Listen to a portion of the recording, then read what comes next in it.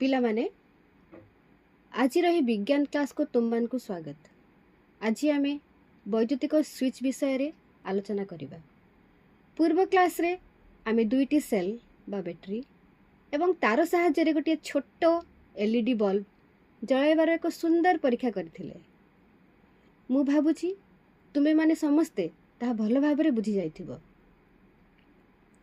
किंतु पिला माने टिके मने पकाओ तो सही बल्ब टी को बंद करिया पाई हमको कौन करने को पड़ूला।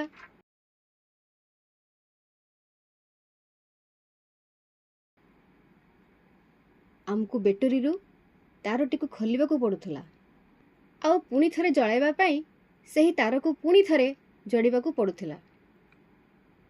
एबे टिके भाबिलो जदि आमे घरे थिबा लाइट बा फैन को ऑन बा ऑफ करबा पाई आमको बारंबार मेन तार जोड़िबा को एवं खोलिबा को पड़ंता, तेबे केते असुविधा हुअंता। आउ बारंबार खाली हाथ रे विद्युत तार छुईबा आम पई केते विपद होई पारे भाबिलो पिला माने। सेथि पई आमको एपरी एक उपकरण दरकार जहा साहाय्य रे आमे तार न छुई विद्युत प्रवाह को बंद करि परिबा किंबा चालू करि परिबा। एहा होची वैद्युतिक स्विच बा इलेक्ट्रिक स्विच। तुम मैंने देखिथिबो जेतेबेले राति रे अंधार लगे तुमे तुरंत जाई कांथरे थिबा सही स्विच टी को टिके टिपी दियो एवं सांगे सांगे रूम रे लाइट जली उठे।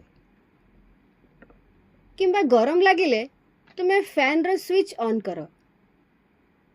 तुमे माने केबे भाबिछ गोटिए स्विच एक टॉर्च को किपरि जळाइबा बंद करे? तुम मनरे केबे ए प्रश्न आसीची कि केवल गोटिए स्विच ऑन करदेले एते बड़ बड़ मेसीन लाइट फैन किपरि चलवा आरंभ करे आ बंद करदेले सब बंद हो जाए? एसबु पछरे स्विच ही काम करुची। आस ही स्विच प्रकृत रे किपरि काम करे ताहा गोटिए उदाहरण रू बुझिबा। पिला माने भाबिलो गोटे नदी उपरे एक पोल अच्छी। यदि पोलटी संपूर्ण जोड़ी हो जाए तेबे गोटे गाड़ी खूब सहजरे एपाखरु से पाख जाई परिबो। किंतु जदि पोलटी मझिरु खोला थाए बा भांगी जाई थाए तेबे कौन हेबो? रास्ता रे फांका रही जिवो एवं गाड़ीटी आगुकू जाई परिबो नाही। ठीक सही भली आमर ही विद्युत तार होची आमर रास्ता। तार भितरे जाउथिबा विद्युत होची आमर गाड़ी आउ आम स्विच होची सही पोलो। जेतेबेले आमे स्विच ऑन करू यार अर्थ होची आमर पोलोटी जोड़ी होई गला। फलरे विद्युत रूपक गाड़ीटी सहजरे पोलो पार होई आगकू प्रभावित हुए एवं आमर बल्ब जली उठे। आउ जेतेबेले आमे स्विच ऑफ करू यार अर्थ पोलोटी खोली गला बा भांगी गला। रास्ता छिंडी जिबा कारणरू विद्युत आउ आगकू जाई पारे नाही आउ बल्ब बंद होई जाए। आस आउ गोटी सहज उदाहरण देखिबा। तुम घरे थिबा पानी टैप कथा टिके भाबो। टैप सहित लागी थिबा पाइप भितर सबुळे पानी थाए,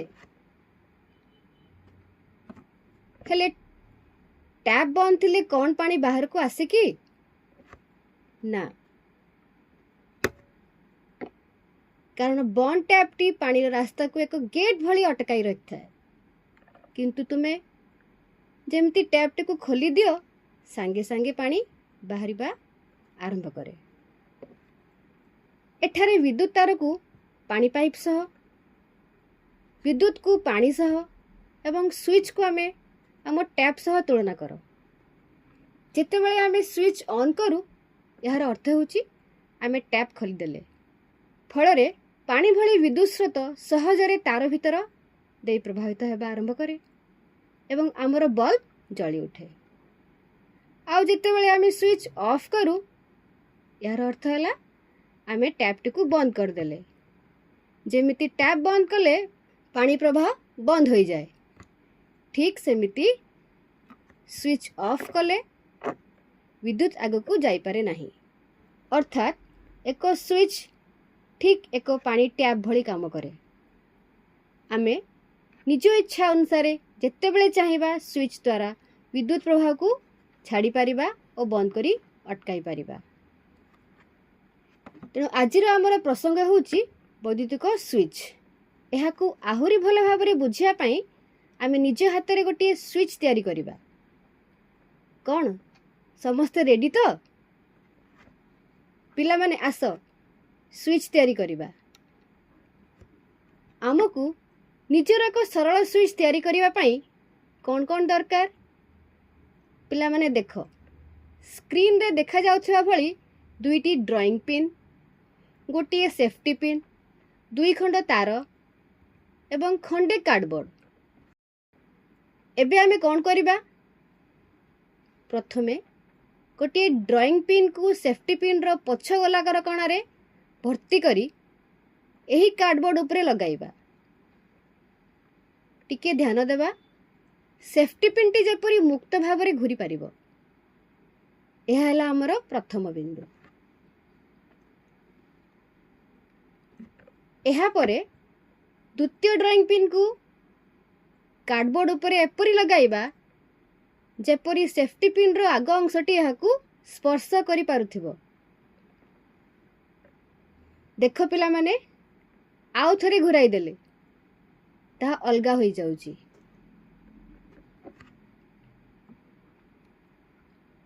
वर्तमान आमे प्रत्येक ड्राइंग पिन सहित गोटे गोटे तार जोड़ी देबा।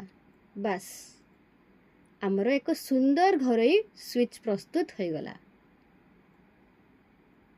पिला माने तुमे माने भाबुथिबो यह केमिति काम करिवो, ए सेफ्टी पिन तो पुणी स्विच केमिति हेबो ताहा आमे एक परीक्षारु जानिबा।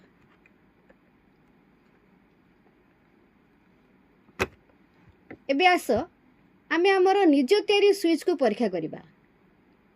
मो पाखरे गोटे बैटरी बा विद्युत सेल एवं गोटे छोट बल्ब अछि। आस आमे एही चित्र भली याकू तार रे संयोग करिबा। बैटरी रो गोटे अग्ररु बाहरुथिबा तार बल्ब सह लगाइबा। आउ एक तार बल्ब रु आसी आम स्विच रो गोटे ड्राइंग पिन रे लगाइबा एवं स्विच रो अन्य ड्राइंग पिन रु तार जाई बैटरी रो अन्य अग्र रे लगाइबा। एबे देख बल्ब जळुछि कि ना? बल्ब जळु नाही।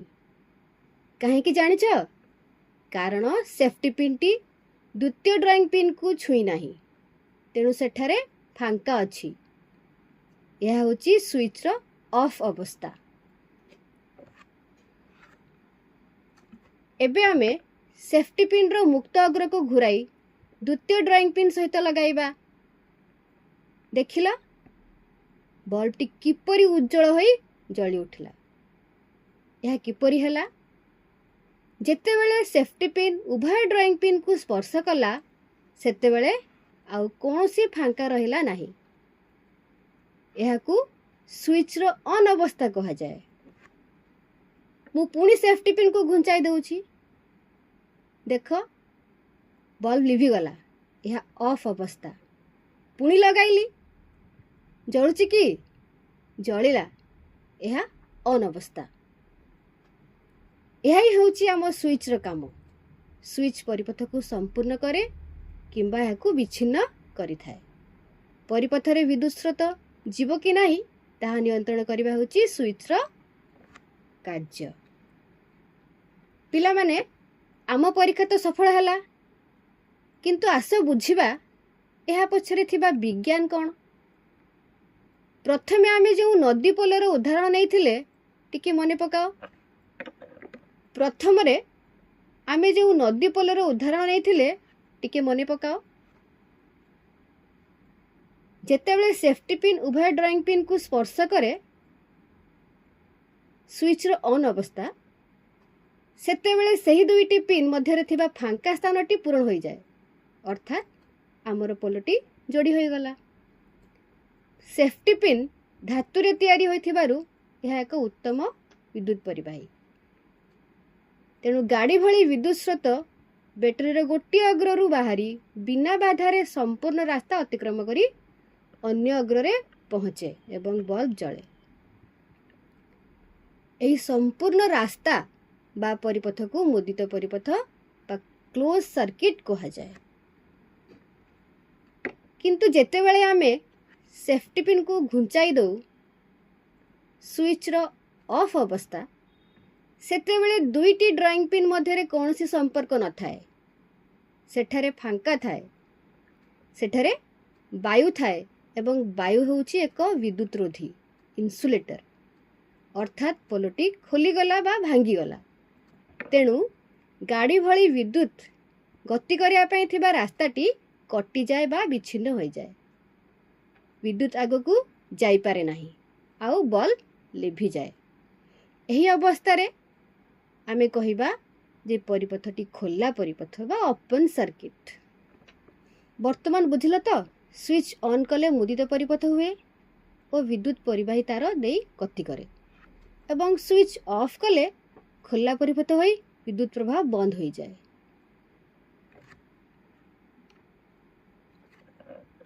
ତେବେ ପିଲାମାନେ, ଆଜିର ଏହି ପରୀକ୍ଷା ଏବଂ ଆଲୋଚନାରୁ ଆମେ ଗୋଟିଏ ନିର୍ଦ୍ଦିଷ୍ଟ ସିଦ୍ଧାନ୍ତରେ ପହଞ୍ଚିଲେ।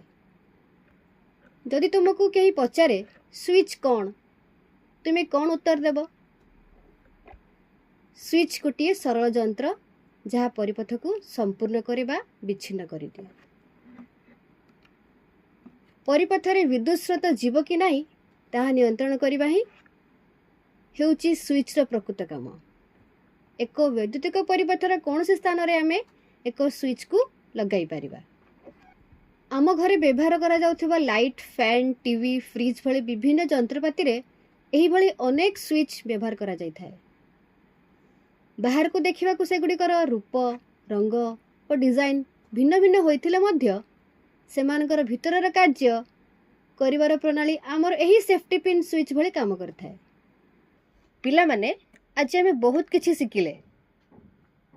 ଏବେ ସମୟ ଆସିଯାଇଛି ନିଜକୁ ପରୀକ୍ଷା କରିବାର। ଆସ ଦେଖିବା ତୁମମାନେ କେତେ ମନେ ରଖିଛ। ମୁଁ ଗୋଟିଏ ପରେ ଗୋଟିଏ ପ୍ରଶ୍ନ ପଚାରିବି, ତୁମମାନେ ଉତ୍ତର ଦେବାକୁ ଚେଷ୍ଟା କରିବ। ଆଚ୍ଛା, ସମସ୍ତେ ରେଡି ତ? ସମସ୍ତେ ପ୍ରସ୍ତୁତ? ଆଚ୍ଛା, ଆରମ୍ଭ କରିବା। ଆମର ପ୍ରଥମ ପ୍ରଶ୍ନ ହେଉଛି, ବୈଦ୍ୟୁତିକ ସୁଇଚ୍ର ମୁଖ୍ୟ କାର୍ଯ୍ୟ କ'ଣ? ତୁମର ଅପସନ୍ ହେଉଛି କ ରେ କେବଳ ବଲ୍ବ ଜଳାଇବା, ଖ ପରିପଥକୁ ସମ୍ପୂର୍ଣ୍ଣ ବା ବିଚ୍ଛିନ୍ନ କରିବା, ଗ ବିଦ୍ୟୁତ୍ ଉତ୍ପନ୍ନ କରିବା, ଘ ତାରକୁ ଗରମ କରିବା। ଟିକେ ଚିନ୍ତା କର ପିଲାମାନେ। ସାବାସ୍ ପିଲାମାନେ, ବିଲକୁଲ ଠିକ୍ ଉତ୍ତର ଦେଇଛ। ଅପସନ୍ ଖ ପରିପଥକୁ ସମ୍ପୂର୍ଣ୍ଣ ବା ବିଚ୍ଛିନ୍ନ କରିବା ହେଉଛି ସଠିକ୍ ଉତ୍ତର। କାରଣ ଆମେ ଜାଣିଲେ ଯେ ସୁଇଚ୍ ନିଜେ ବିଦ୍ୟୁତ୍ ତିଆରି କରେ ନାହିଁ, ଏହା କେବଳ ବିଦ୍ୟୁତ୍ ଯିବା ରାସ୍ତାକୁ ଯୋଡ଼ିଥାଏ କିମ୍ବା କାଟିଥାଏ। ପରିପଥରେ ବିଦ୍ୟୁତ୍ ସ୍ରୋତ ଯିବ କି ନାହିଁ ସୁଇଚ୍ ହିଁ ନିୟନ୍ତ୍ରଣ କରିଥାଏ। ଆଚ୍ଛା ପିଲାମାନେ, ଏବେ ଦ୍ୱିତୀୟ ପ୍ରଶ୍ନ। ଆମର ପରୀକ୍ଷାରେ ଆମେ ଯେଉଁ ସେଫ୍ଟି ପିନ୍ଟି ବ୍ୟବହାର କଲେ ତାହା କିପରି କାମ କରିଥିଲା?